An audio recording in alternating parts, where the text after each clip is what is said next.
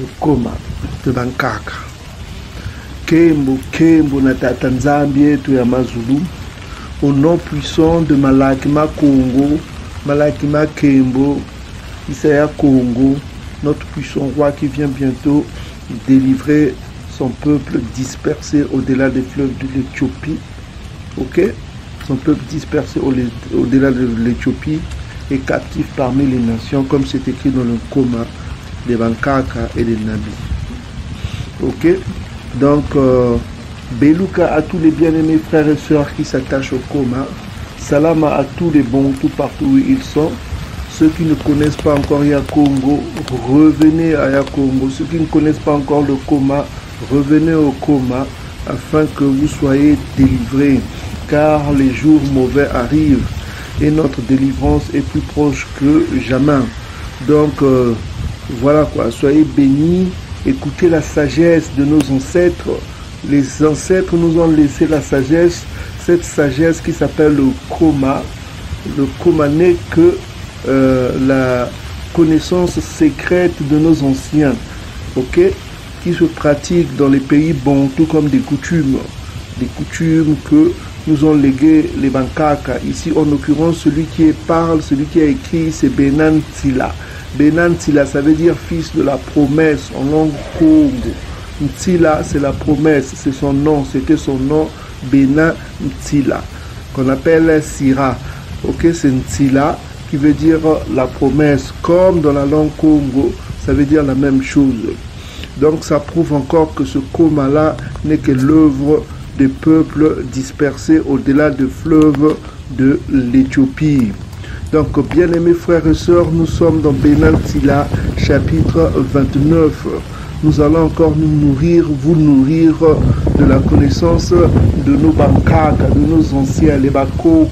Ça, c'est la sagesse des Bakoko qui nous ont légué cela et que nous devons pratiquer au jour le jour avant l'arrivée du grand roi Makaya Congo. Makaya Congo, comme c'est écrit dans Daniel chapitre 12, l'archange Congo arrive, donc il faut se préparer. Il faut se préparer pour ne pas qu'il frappe le pays d'interdit. Ok? Donc on commence avec le coma de Bankaka. Que nous dit le coma de Bankaka aujourd'hui? Celui qui pratique la miséricorde, le tsiadi, celui qui pratique la pitié, la miséricorde, prête à son prochain. Et celui qui le soutient de sa main observe les commandements. Ok, observe les commandements.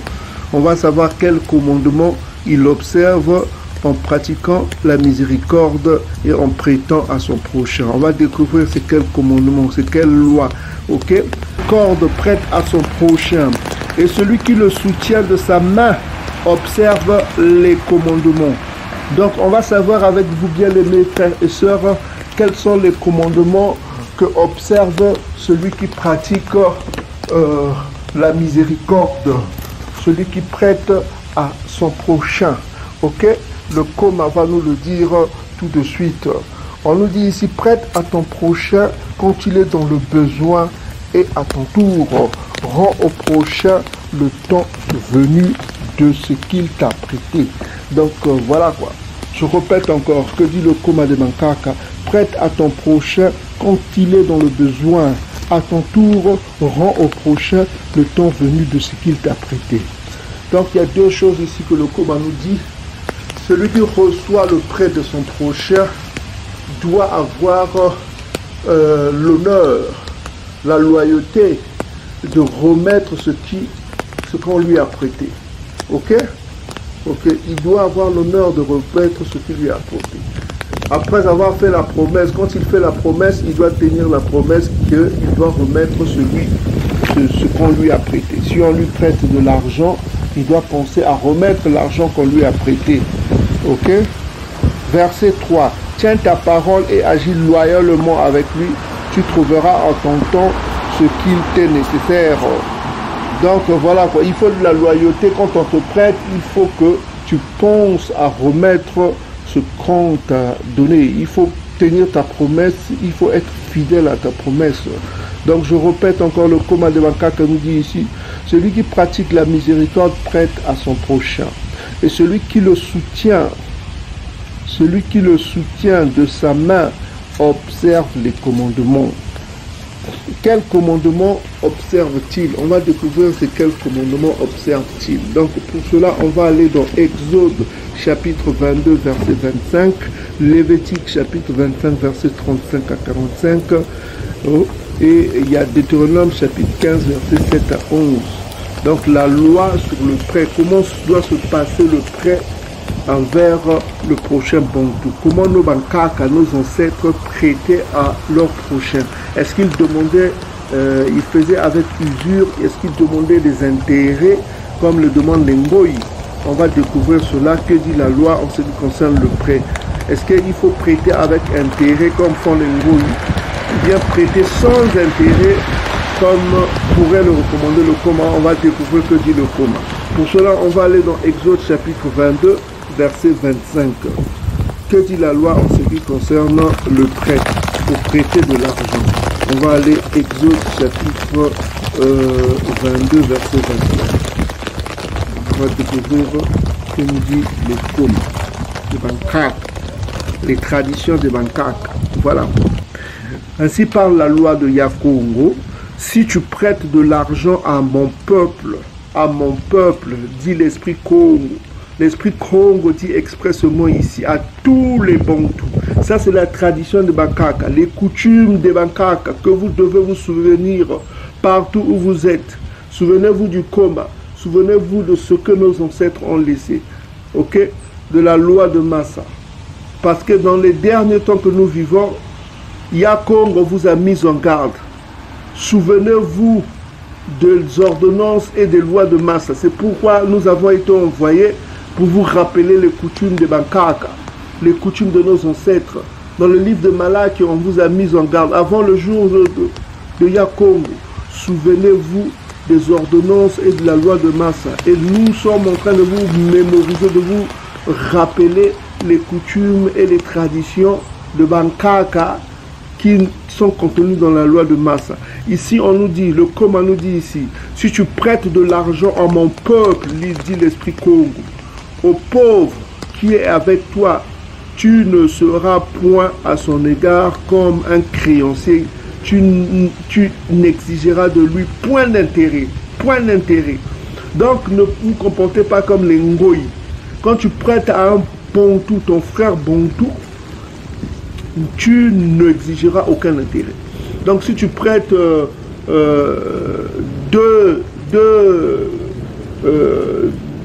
francs ou 2 dollars ou 2 euros, tu n'exiges rien à son retour. Donc il te rendra 2 euros au moment opportun. Donc il ne faut pas exiger 3 euros avec intérêt comme font les Ngoï. Si c'est 2 dollars, tu lui donnes 2 dollars, tu n'exiges pas 3 dollars avec intérêt. Ok?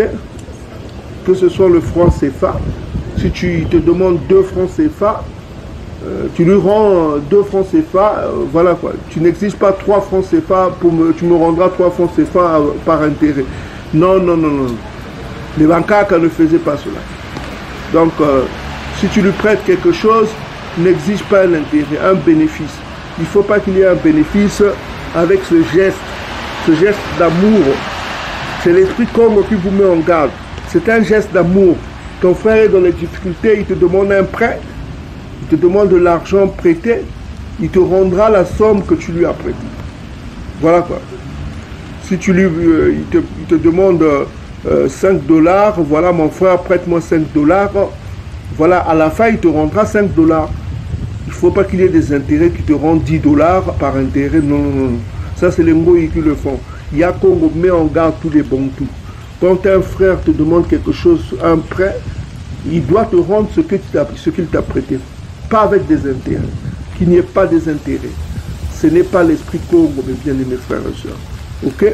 Donc on répète encore la loi de Yakongo. L'esprit Congo dit ceci: si tu prêtes de l'argent à mon peuple, au pauvre qui est avec toi, tu ne seras point à son égard comme un créancier. Tu n'exigeras de lui point d'intérêt. Point d'intérêt. Ok? Tu n'exigeras point d'intérêt. Ok? Maintenant, verset 6, c'est intéressant, on dit ceci. Si tu prends en gage le vêtement de ton prochain, tu le lui rendras avant le coucher du soleil. Donc il faut rendre son vêtement avant le coucher du soleil. Si tu prends autre chose que l'argent, si tu prends en gage quelque chose, tu le rendras avant le coucher du soleil. Ok? Car c'est sa seule couverture, c'est le vêtement dont il s'enveloppe le corps. Dans quoi coucherait-il?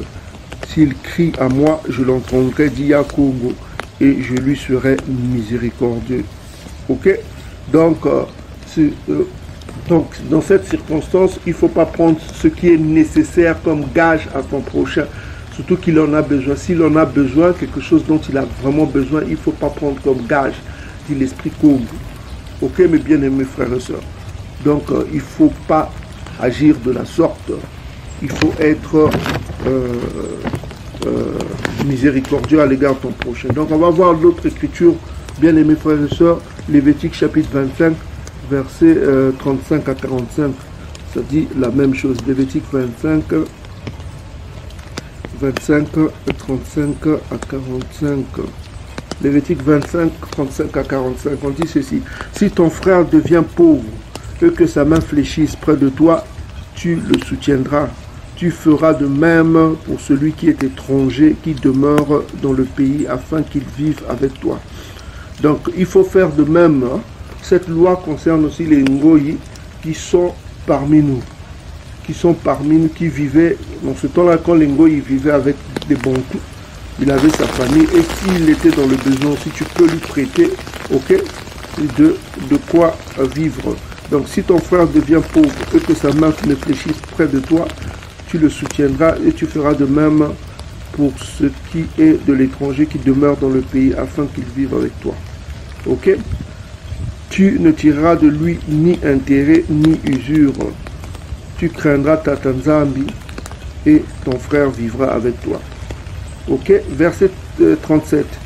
Tu ne lui prêteras point ton argent à intérêt et tu lui prêteras point des vivres à usure. Donc toujours, tu ne prêteras point tes vivres à l'usure. Donc c'est toujours la même chose que vient de nous dire la loi dans l'Exode chapitre 22, verset 25. Ok?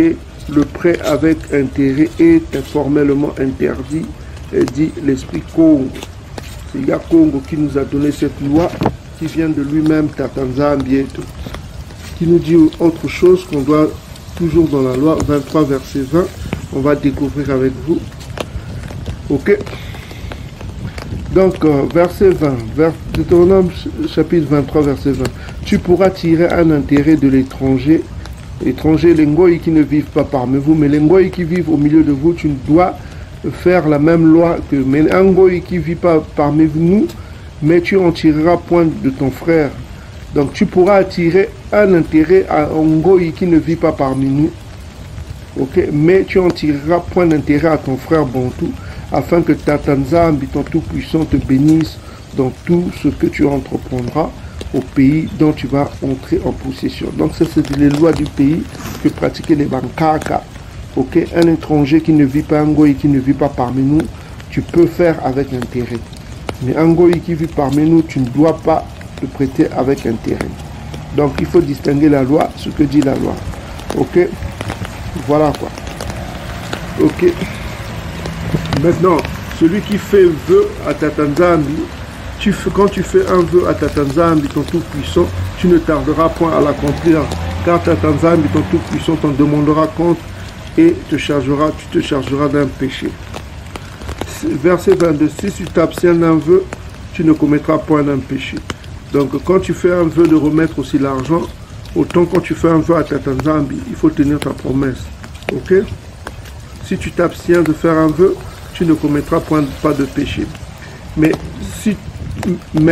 tu observeras et tu accompliras ce qui sortira de tes lèvres. Donc, celui qui fait un vœu de remettre de l'argent à son prochain qui lui a prêté, il fait un vœu que je veux lui remettre, il doit accomplir sa promesse. C'est ce qu'on veut nous dire aussi ici. Il faut faire attention quand on fait des vœux.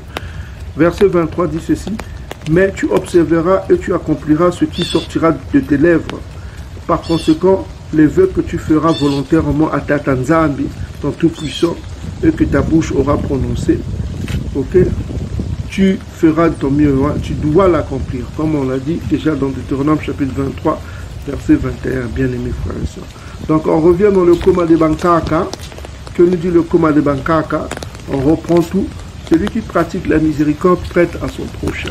Et celui qui le soutient de sa main observe les commandements de Tata Nzambi. Prête à ton prochain quand il est dans le besoin. À ton tour, mon frère, ma soeur, rends au prochain le temps venu ce qu'il t'a prédit. Donc, ce qui est sorti de tes lèvres comme vœu, comme promesse, tu dois l'accomplir. On vient de le lire dans Lévitique chapitre 23, verset 23. Ok? Donc, tu dois accomplir ton vœu de remettre l'argent qu'on t'a prêté. Et le prêt doit se faire sans intérêt. Nous venons de le voir c'est la loi de Tata Nzambi. Exode chapitre 22, verset 25. Lévitique chapitre 25, verset 35 à 45. Ok? Quand tu prêtes à ton frère bon coup, tu dois le faire sans intérêt. Mais quand tu prêtes à un goy qui ne vit pas parmi vous, tu peux le faire avec intérêt. Mais un goy qui vit parmi les peuples bantous, tu ne peux pas le faire avec intérêt. Il doit être respecté comme un frère bantou, un goy. Donc voilà ce que dit la loi. Selon Deutéronome chapitre 23, verset 20 à 23 qu'on vient de dire. Verset 3, on dit ceci. Tiens ta parole et agis loyalement avec lui. Ok? Et tu trouveras en tout temps ce qui t'est nécessaire. Donc tiens ta parole, quoi. Verset 4. Beaucoup regardent comme une trouvaille ce que l'on a prêté et cause de l'ennui à ceux qui leur sont venus en aide. Donc voilà quoi. Donc il ne faut pas que ce soit source de conflit, source d'ennui. Voilà quoi. Donc quand on a prêté et tu commences à causer de l'ennui quoi. Alors que celui qui t'a prêté a été d'une loyauté, d'une fidélité. Donc toi, à ton tour, toi qui reçois le prêt, pense à remettre de l'argent qu'on t'a prêté. Beaucoup regardent comme une trouvaille ce qu'on leur a prêté et cause de l'ennui à ceux qui sont venus à l'aide. Donc celui qui est venu à ton aide a fait du bien. Il ne faut pas que cela soit source d'ennui. Il faut que tu aies le moyen que tu tiennes à ta promesse et que tu remettes ce qu'on t'a promis. Ok? Verset 6. Jusqu'à ce qu'on ait reçu, on baisse la main du prochain. D'une voix humble, on vante ses richesses. Mais quand vient le moment de rendre le prêt, on prend des délais. On ne rend que des paroles de plainte et on accuse la dureté de temps. Donc voilà quoi. Donc quand vient le moment de remettre le prêt qu'on t'a donné sans intérêt, maintenant tu commences à donner des raisons comme le temps est dur, papa c'est commis trop, n'a quitté, papa c'est belé, tout ça comment. On s'allie promesse, tu as fait la promesse de remettre l'argent, il faut tenir ton vœu. Deutéronome chapitre 23 verset 20 à 23. Tout ce qui est sorti de tes lèvres, il faut que tu tiennes compte de cela. Tu dois remettre l'argent qu'on t'a prêté. Donc chaque fois que tu vis avec le prêt de quelqu'un, il faut avoir en tête que je dois remettre cet argent et trouver les moyens de remettre l'argent. C'est ce qu'on dit. Quand on te prête, surtout sans intérêt comme l'exige la loi, tu dois avoir la sincérité de tenir tes promesses, tout ce qui est sorti de tes lèvres, comme le dit Deutéronome 23, verset 20 à 23. Ok? Verset 6. S'il en a les moyens, le prêteur recevra la moitié à peine. Et croire faire une trouvaille, s'il n'en a pas, on le frustre de son argent. Et celui-ci, sans le vouloir, se fait de son obligé un ennemi, qui le paie en malédiction et en injure. Donc cela peut finir en sucette, cela peut finir avec des querelles. Celui dont on a prêté l'argent, il commence à donner des raisons et ça va finir avec des malédictions, des injures, et qui, au lieu de l'honneur, ne lui rend que l'outrage. Donc voilà, celui qui a fait quelque chose de bien, il ne reçoit plus l'honneur, il commence à recevoir des insultes, alors qu'il a fait quelque chose de bien. Ok, bien-aimés frères et sœurs. Verset 7. Beaucoup se refusent à prêter à cause de la malice des hommes. Ils craignent d'être frustrés inutilement de leur argent. Donc cela ne motive pas beaucoup de gens à prêter sans intérêt, parce que face à eux, ils ont quelqu'un quelqu'un qui après avoir fait beaucoup de constats, il remarque qu'il y a des gens qui ne remettent plus leur argent et qui ne reçoivent que, après, ils ne reçoivent que des insultes. Ok? Donc, ils sont frustrés. Verset 8. Pourtant, sois indulgent à l'égard du malheureux et ne lui fais pas attendre ton aumône. Donc, il faut toujours faire preuve d'indulgence dans les circonstances comme ça. Il faut comprendre aussi les temps difficiles. Il faut peut-être étaler les délais pour espérer recevoir de retour ton argent. Ok? Verset 9. Assiste le pauvre à cause du commandement divin et à cause de sa détresse, ne lui renvoie pas les mains vides. Ok? Donc il faut penser aux pauvres bantous qui sont parmi vous. Il faut penser à c'est ce qu'on appelle la charité. Hein. Il faut penser à ça. La charité, il faut penser aux pauvres bantous quand ils sont dans le besoin. Ok? Voilà quoi. Mais souvenez-vous toujours de la parole de Tatanzambi. Ok? Il faut faire preuve, quand tu as quelque chose, il faut penser aux pauvres bantous. Ok. Verset 10. Consens à perdre ton argent en faveur de ton frère et de ton ennemi, et de ton ami plutôt, excusez-moi. Je répète encore, verset 10. Consens à perdre ton argent en faveur de ton frère et ton ami, et qu'il ne rouille pas sans profit sous une pierre du Très-Haut, et plus que l'or, il te profitera. Ok? Voilà quoi. Ça, c'est ce qu'on veut nous dire en ce qui concerne la charité. Hein. Pense à la charité, parce que cela te profitera. Cela sera un trésor pour toi. Ok? Voilà quoi. Enferme ton aumône dans tes appartements et elle te délivrera de tout malheur. Donc l'aumône peut délivrer du malheur. Voilà là bien, comment on appelle la charité est une bonne chose. On va découvrir, parce qu'ici on nous parle de l'aumône, ça veut dire la charité, de prêter, ok, de donner de l'aide. Ok?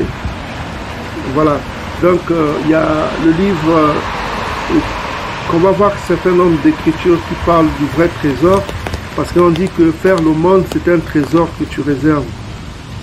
Voilà, il y a Isaïe qui l'avait dit aussi dans, je crois, on va aller dans le Nouveau Testament, Matthieu chapitre 6, verset 19 à 20. Le vrai trésor c'est ça. Voilà, on dit ceci. Matthieu chapitre 6, Matthieu chapitre 6, verset 19 à 20. Matthieu, on dit ceci.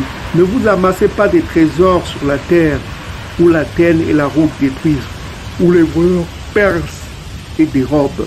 Mais amassez-vous des trésors dans le ciel, où la teigne et la rouille ne détruisent point, où les voleurs ne percent ni ne dérobent.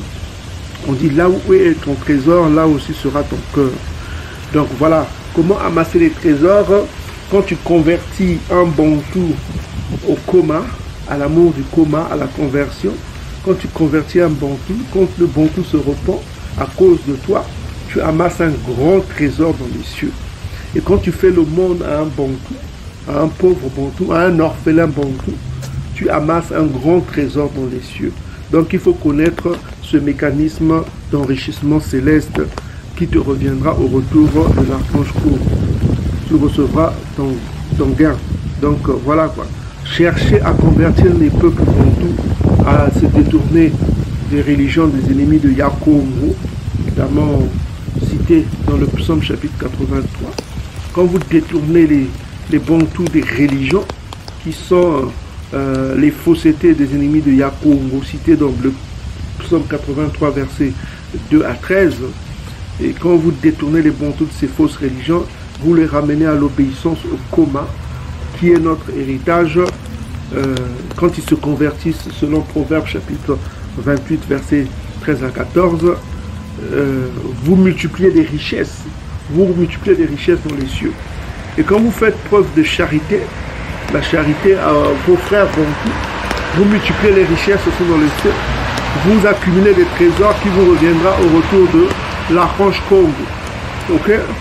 Au retour de l'archange Congo, ces richesses-là que vous avez cumulées dans les cieux vous reviendra et vous serez dans le Beluka. Ok? Donc on va voir qu'un certain nombre des écritures qui parlent toujours de l'aumône, de la charité. La charité, c'est l'aumône, de faire du bien à son prochain. Il y a aussi 1 Corinthiens chapitre 14 verset 1 dit la même chose. 1 Corinthiens chapitre 14 verset 1. Recherchez la charité, aspirez aussi au don spirituel, mais surtout celui de prophétie. Donc le don spirituel qui est important, c'est le don de prophétie. Hein. C'est Jacob qui donne ces dons-là. Ok, 1 Corinthiens chapitre 12 vous explique tout cela.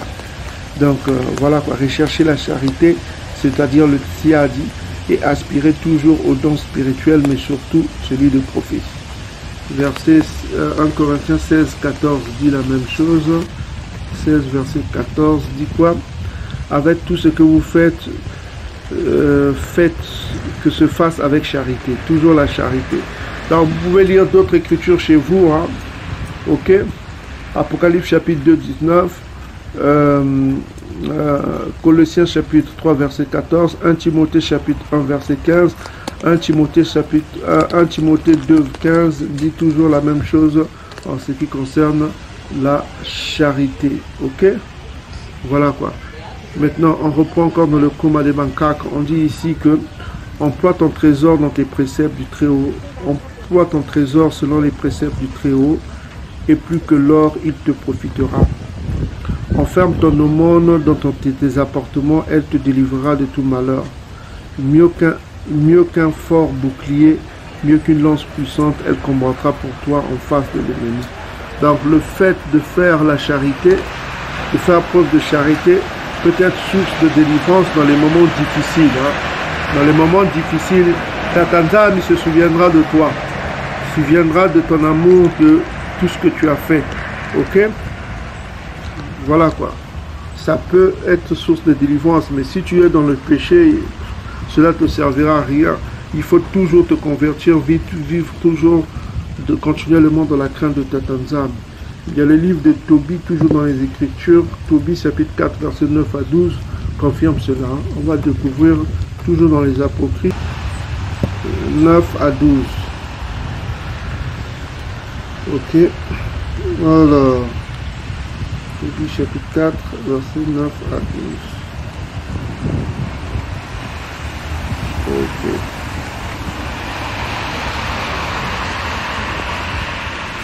Donc, bien aimés frères et sœurs, nous sommes dans Tobie chapitre 4, verset 9 à 12, les apocryphes, on dit ceci.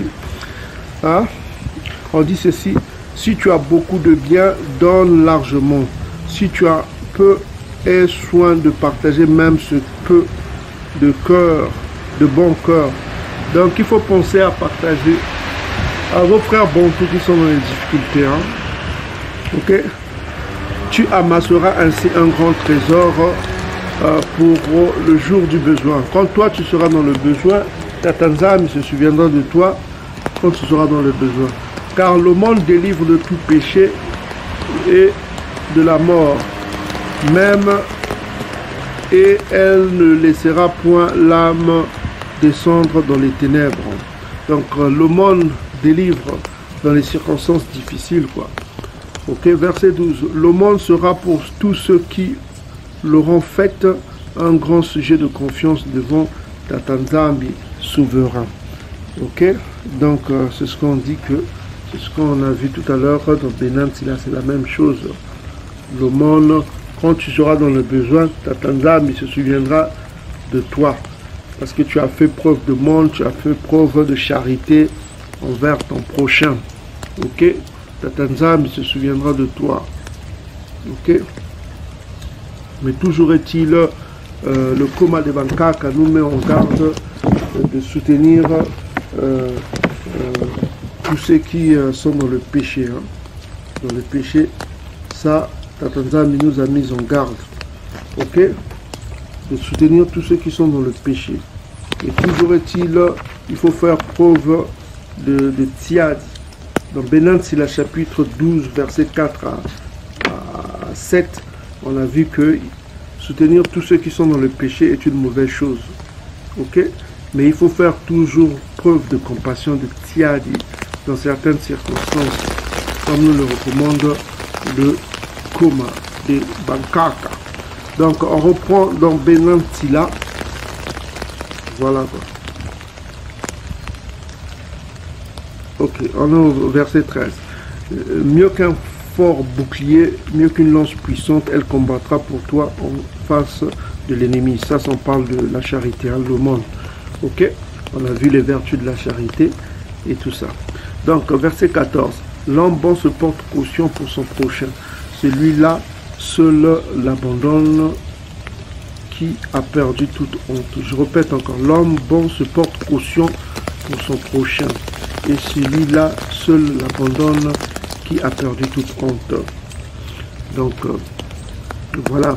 Donc, porter caution pour son prochain est une bonne chose, mais il faut faire attention quand tu as quelque chose. Mais quand tu n'as rien, il faut éviter cela, quoi. Parce que c'est la sagesse des Bankaka qui exige cela. Ok? Voilà, quoi. Donc, on va le voir tout à l'heure avec d'autres écritures, mais on continue d'abord. On dit ceci.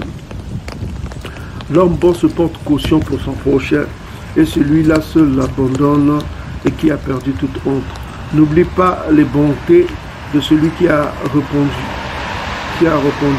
car il s'est engagé pour toi.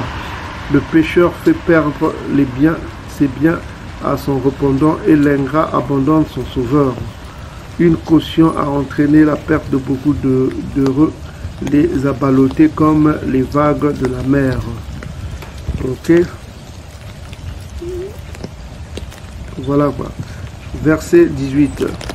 Elle a fait bannir des hommes puissants et ils ont dû errer parmi les nations étrangères. Verset 19.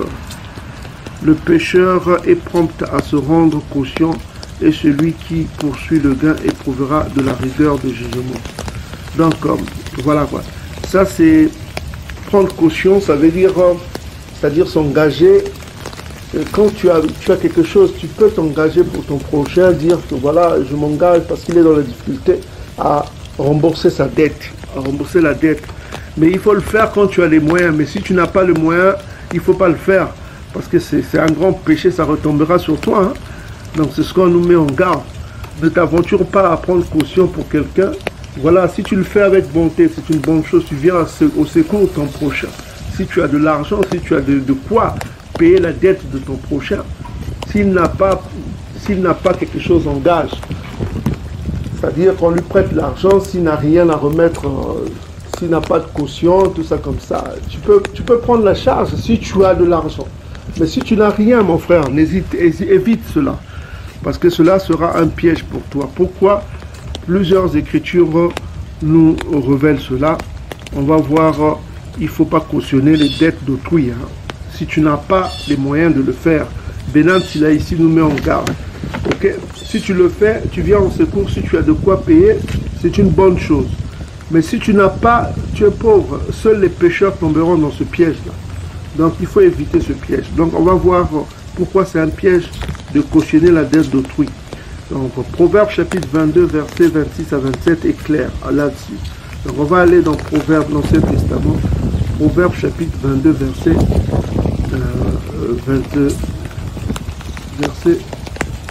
26 à 27.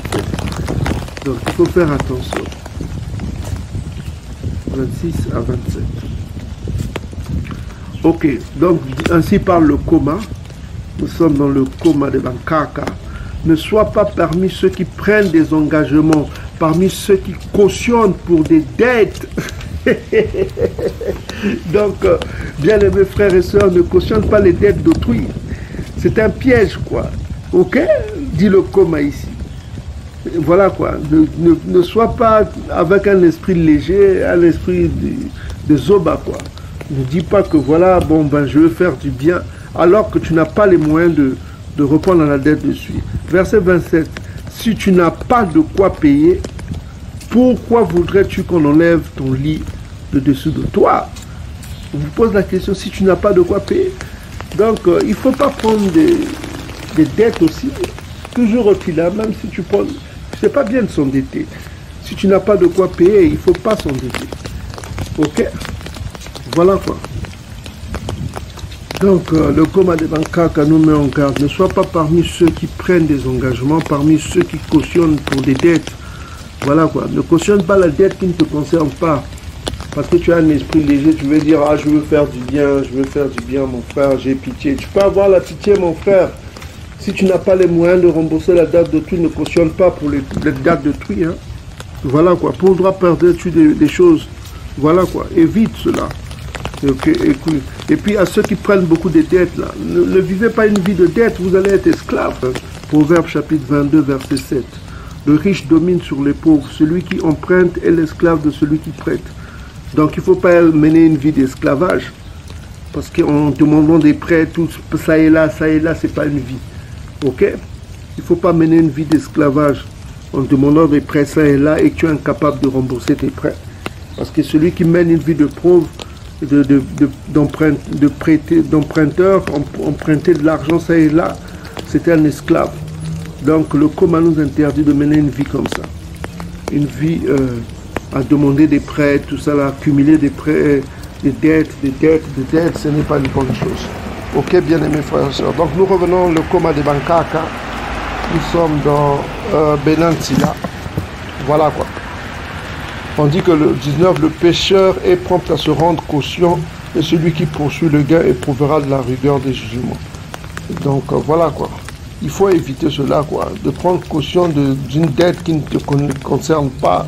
Et puis en fin de compte, ça deviendra un piège pour toi. Proverbe chapitre 22, verset 26 à 27. Sinon tu seras un esclave quoi. Parce que tu seras l'esclave de celui qui a prêté, hein. Selon Proverbe chapitre 22, verset 7. Hein.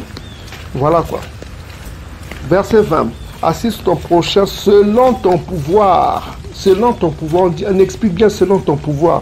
Si tu as le pouvoir d'aider ton prochain, tu peux le faire. Mais si tu n'as pas le pouvoir, toi-même, tu es pauvre. Évite cela. Hein. Et prends garde de tomber toi-même dans le malheur. Voilà quoi. C'est ce qu'on vient de voir avec Proverbe chapitre 22, verset 26 à 27. Ne cautionne pas une dette qui ne te concerne pas quand tu n'as pas le pouvoir de rembourser. Hein. C'est une bonne chose de venir au secours de ton prochain, mais quand tu ne peux pas, évite cela. Hein. Verset 21. La première chose pour vivre, c'est l'eau, le pain et le vêtement et la maison pour couvrir sa nudité, la nudité. Mieux vaut la vie du pauvre sous un toit de planches que des mets somptueux dans une maison étrangère. Donc la vie dans une maison qui ne t'appartient pas, ce n'est pas bien pour toi quoi. Ça c'est l'autonomie des sages. Hein. Comment être autonome dans la vie, hein. Surtout dans ces derniers temps, il faut vivre comme un pèlerin. Le dernier temps que nous vivons quoi. Le coma nous exige de vivre comme un pèlerin quoi. Si tu as quelque chose, c'est comme si tu n'as rien quoi. Ok. Voilà quoi. Ne t'attache pas au matériel. Hein. Ok. Voilà quoi. Donc ici on nous apprend comment on doit vivre le sage dans ces derniers temps. Donc la première chose, verset 21, la première chose pour vivre c'est l'eau, le pain, le vêtement et la maison pour couvrir la nudité quoi. Mieux vaut la vie du pauvre sous un toit de planches que des mets somptueux dans une maison étrangère. Vivre aux dépens des autres quoi. Dans une maison qui ne t'appartient pas, à quoi ça sert? Vivre aux dépens des autres, vivre dans un pays étranger avec leurs lois. Ce n'est pas une bonne chose. La bonne chose, c'est de vivre chez soi, dans ton peuple, au milieu de ton peuple. Ok? Voilà, verset 24. C'est une triste vie que d'aller de maison en maison. Là où on est reçu comme un étranger, on n'ose pas ouvrir la bouche. Donc, ce n'est pas une bonne vie de vivre de maison en maison, de dépendre des autres. Quoi. Ok?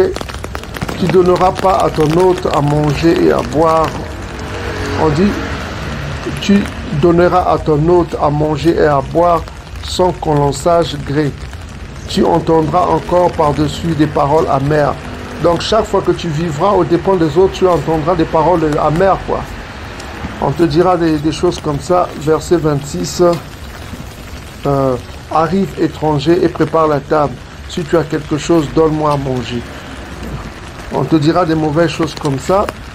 Comme verset 27, va-t'en étranger, loin de cette magnificence. J'ai mon frère à recevoir, j'ai besoin de ma maison. Donc, mener une vie de maison en maison, de dépendre des autres, ce n'est pas une bonne vie, quoi. Il faut être autonome, ok? Il faut être autonome, de débrouiller toi-même que de dépendre des autres. Verset 28. Verset 28, il est dur pour quelqu'un qui a du sens de s'entendre reprocher l'hospitalité d'être injurié par son débiteur. Donc voilà quoi. Donc ici on apprend toujours ce qu'on vient de lire dans Proverbes chapitre 22 verset 7. Voilà quoi. Le riche domine sur le pauvre quoi. Et celui qui demande un prêt est esclave de celui qui prête. Ce n'est pas une bonne vie quoi. Donc c'est ce qu'on veut nous dire ici dans le coma. On en a fini aujourd'hui avec le coma des macaques. Qu'est-ce que nous avons retenu, bien-aimés frères et sœurs? Nous avons retenu 4 choses. Premièrement, c'est bien de prêter à son prochain, c'est une bonne chose. Mais la loi de Congo nous exige de prêter sans intérêt. Ok? Et la loi de Congo nous demande encore à celui qui a reçu un prêt d'être fidèle à sa promesse. Ok? De remettre le prêt tel que l'exige tout ce qui est sorti de sa bouche, selon Deutéronome chapitre 23, versets 20 à 23. Ok? C'est la loi de Congo de prêter sans intérêt, Exode chapitre 22, verset 25, Lévitique chapitre 25, verset 35 à 45. C'est la loi de Congo qui exige cela. Ok? Voilà quoi. Et qu'est-ce que nous avons appris aussi? Que la charité est une bonne chose. Ok? La charité, c'est le tiad.